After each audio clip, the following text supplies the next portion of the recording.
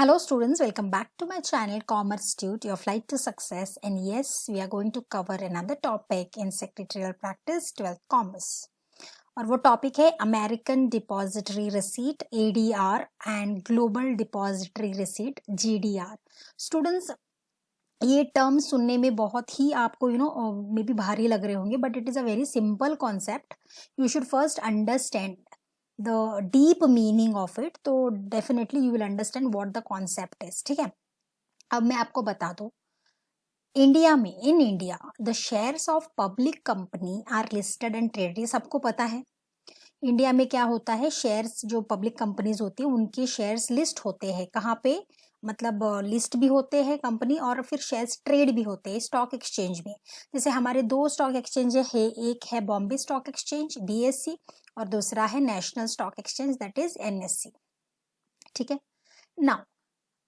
जैसे ही ये जो फ्री इकोनॉमिक पॉलिसी है और ये जो ग्लोबलाइजेशन हो गया है between one country to another country, है ना, तो इसके वजह से हमारी जो इंडियन कंपनी के शेयर्स जो है वो क्या होते हैं, लिस्टेड और ट्रेडेड होते हैं फॉरेन एक्सचेंज स्टॉक एक्सचेंज में.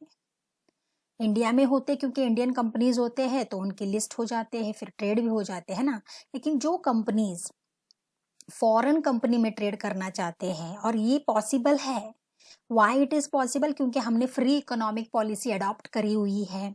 ग्लोबलाइजेशन की वजह से भी हमारा जो उनके साथ एक अच्छा सा बॉन्ड है because of globalisation. So we Indian companies can also be listed with और traded on foreign stock exchange market. और वहां पर कौन से स्टॉक एक्सचेंज मार्केट है, एक तो है न्यूयॉर्क स्टॉक एक्सचेंज NYSE, और आप नैस्डैक भी बोल सकते हो, that is there is national association of securities dealer automated quotation.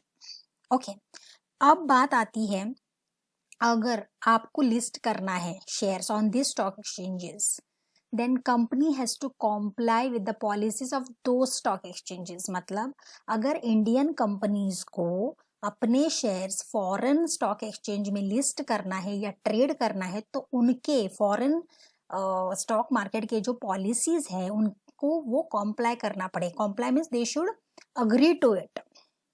Okay, हमारे जो इंडियन स्टॉक एक्सचेंज मार्केट की जो पॉलिसीज है और जो फॉरेन एक्सचेंज की जो पॉलिसीज है वो ऑब्वियसली डिफरेंट है. सेम तो नहीं हो सकता ना. There will be certain rules regulations, different policy formulation of laws, सब कुछ डिफरेंट है ना.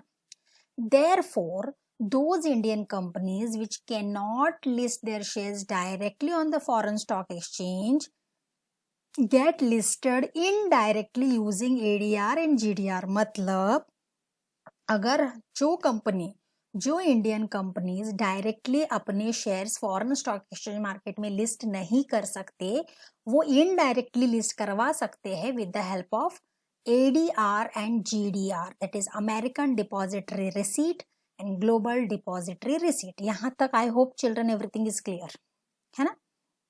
तो ये इनडायरेक्टली कैसे अपने शेयर्स फॉरेन स्टॉक मार्केट में लिस्ट करवाएंगे, through ADR and GDR. That's what we are going to see in the next paragraph. ठीक. Now, students, ADR and GDR are dollar and /euro denominated instrument traded in USA and Europe stock exchanges. मतलब वहां की जो currency है वो है, एक तो ADR is dollar, ADR itself is American, है ना, तो इसीलिए डॉलर. और GDR is obviously it is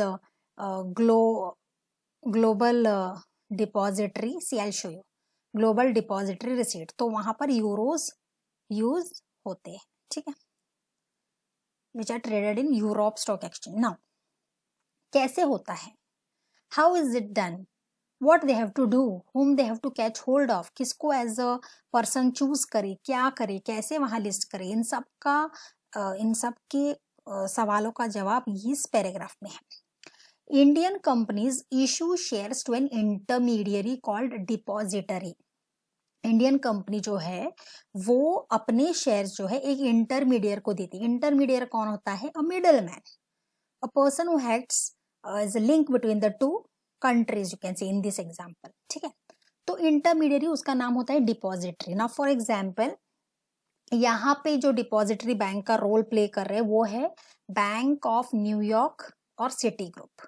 ये फॉरेन डिपॉजिटरी बैंक जैसा एक्ट करते हैं। ओके, ये जो डिपॉजिटरी है, ये जो बैंक ऑफ न्यूयॉर्क है, सिटी ग्रुप है, व्हाट दे डू, ये डिपॉजिटरी बैंक एडीआर और जीडीआर देते हैं इन्वेस्टर्स को against these shares.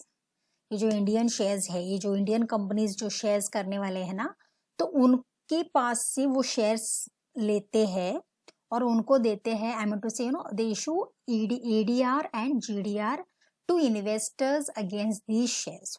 Which shares? Those Indian shares. ठीक है, तो उनको एक एक्नॉलेजमेंट मिलता है एडीआर और GDR. ADR and GDR represents fixed number of shares, मतलब जितने भी टोटल नंबर ऑफ शेयर्स होते हैं जो फिक्स्ड होते हैं वो रिप्रेजेंट करते हैं। ये जो फिक्स्ड नंबर ऑफ शेयर्स है, then they are sold to the people in the foreign country. Are you understanding? ये जो आपने उनको फिक्स्ड नंबर ऑफ शेयर्स दिए ना, ये न्यूयॉर्क, बैंक ऑफ न्यूयॉर्क और सिटी ग्रुप ने, उनको तो उन्होंने क्या दिया है, सी again I'll tell you, this depository bank issues ADR and GDR to investors against these shares। Shares ले लेते हैं और उनको ADR और GDR दे देते हैं। ये ADR GDR fix number of shares है, तो ADR GDR को क्या करता है ये इंटरमीडियरी, ये डिपॉजिटरी, ये सेल करता है कहाँ, किसको? फॉरेन लोगों को, who are in the foreign country, उनको सेल कर देते हैं। जैसे ही वहां पे जो लोग जिन्होंने ये शेयर्स खरीदे हैं, एडीआर जीडीआर जो खरीदे हैं, उनको ट्रेड करते हैं लाइक रेगुलर शेयर्स, जैसे आप ट्रेडिंग करते हो स्टॉक एक्सचेंज मार्केट में। Then they are listed on the stock exchanges. Which stock exchange? Foreign country stock exchange. ठीक है, foreign stock exchange. The prices fluctuate depending upon the demand and supply. बाकी सारी चीजें same है कि जैसे price fluctuate होते हैं, जैसे डिमांड और सप्लाई बदलता है, वैसे ही उनका बाइंग और सेलिंग होता है। ठीक है, I hope till now again it is clear. किसने किससे लिया ये क्लियर हुआ, और फिर किसको किसने सेल किया। ओके, एडीआर एंड जीडीआर किसने लोगों को सेल किया जो फॉरेन कंट्री में रहते हैं, देन दे रेगुलरली वो जैसे ट्रेड करते हैं वैसे ट्रेड करेंगे, right. Now both ADR and GDR are depository receipts, but only difference is the location where they are traded। very simple। ADR और GDR क्या है? ऑब्वियसली वो एक एक्नॉलेजमेंट है, वो एक रिसीट है, लेकिन एक ही डिफरेंस है कि लोकेशन, कि अब में ADR होता है यूएसए में, ये जो डिपॉजिटरी रिसीट है जो यूएसए में ट्रेड होता है उसको हम बोलते हैं अमेरिकन डिपॉजिटरी रिसीट्स। अगर ये अदर देन यूएसए होता है, जैसे global depository receipt, if these GDRs are traded in the country other than USA, America नहीं है, other than USA, then it is global depository receipt. ठीक है, now non resident Indians NRIs जो होते हैं और एंड फॉरेन नेशनल्स जो होते हैं can invest their money in India by purchasing ADR and GDR। Now if we are talking from India to foreign, now from foreign to India, जो में foreign companies को अगर इंडिया में invest करना है, they can also go for it। again those will be non resident Indians ना, जो NRIs है, जो यहाँ इंडिया में नहीं रहते हैं, they live in abroad। और जो फॉरेन नेशनल्स है, जो फॉरेन पीपल है, वो भी इंडिया में इन्वेस्ट कर सकते हैं। वहां से उनको भी एक इंटरमीडियरी चूज करना पड़ेगा और they can purchase through ADR and GDR, right, using the regular trading equity trading account.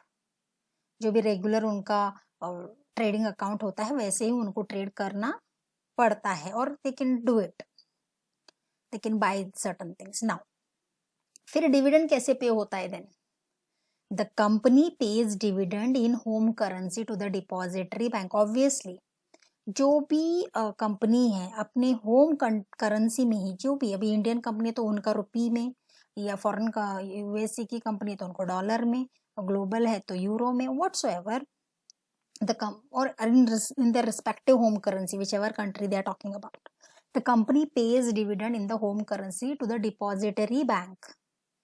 जो इंटरमीडिएट की बात हो रही थी ना, उनको वो होम करेंसी में पे करते हैं। And the depository bank converts it into the currency of investors and page dividend.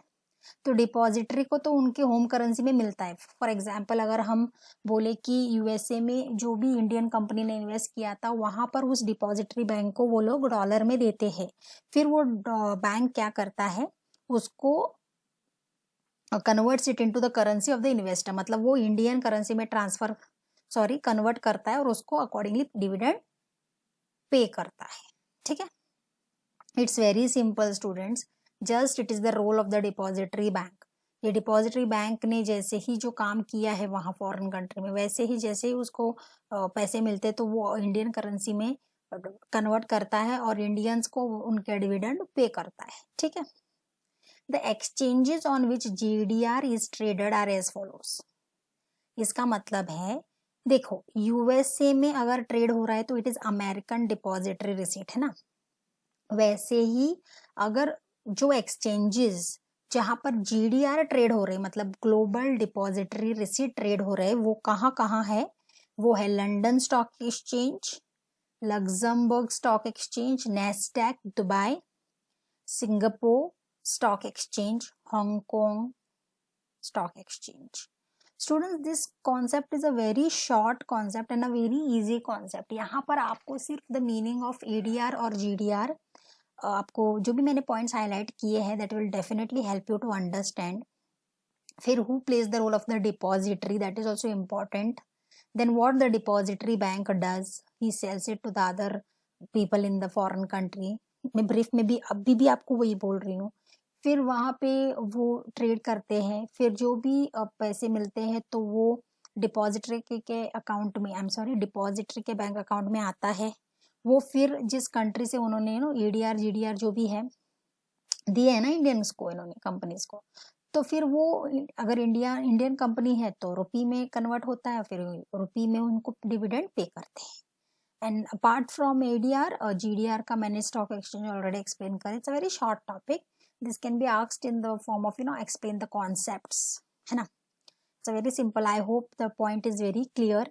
If it is clear and if you have understood, kindly like, subscribe and share, children, and click on the bell icon for the new notifications of my videos. Till then, thank you so much, students. Thank you.